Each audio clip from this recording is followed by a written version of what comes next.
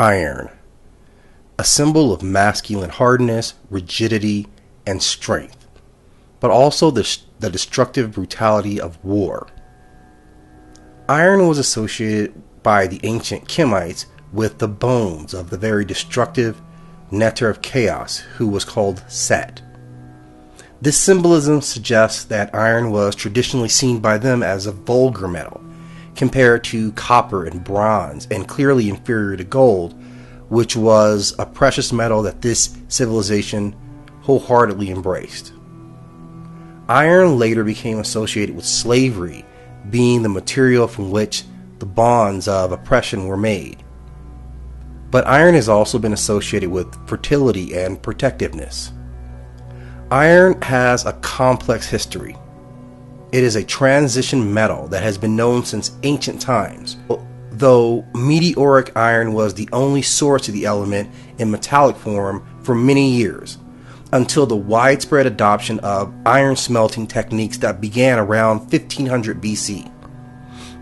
A development which would launch the period of history known as the Iron Age.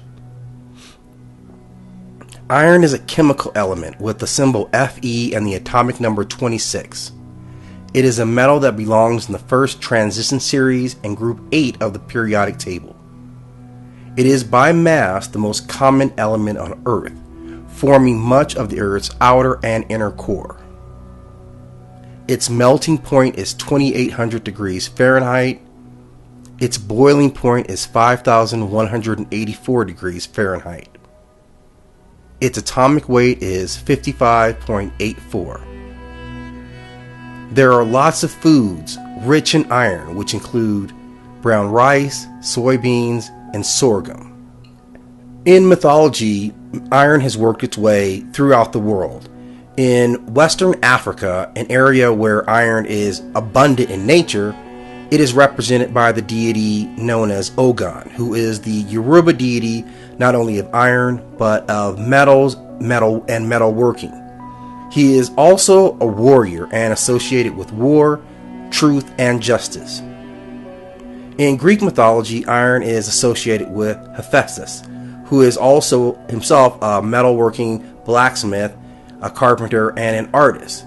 Of course, Hephaestus is equated with the Roman Vulcan. In Irish mythology, Goibniu was the metalsmith of this pantheon, and he was again associated with metalsmithing and weapons making, but was also linked with the concept of hospitality. In Norse mythology, iron plays a special role in terms of channeling energy.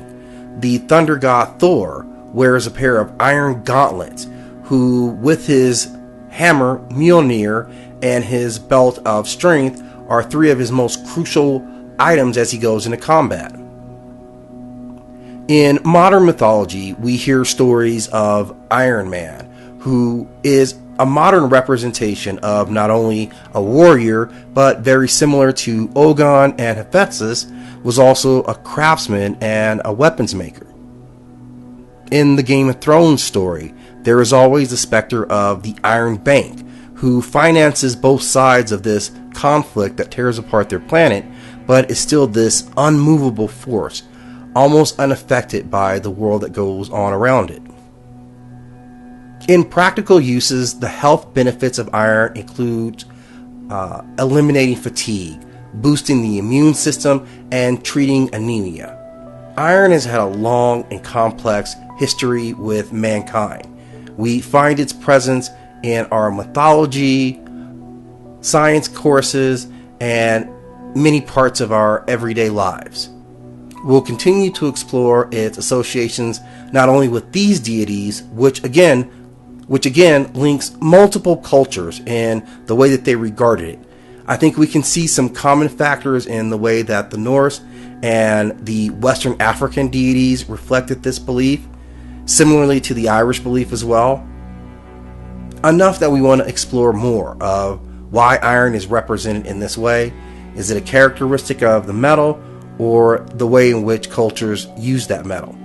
Thank you again for stopping in at 9 World Chronicles.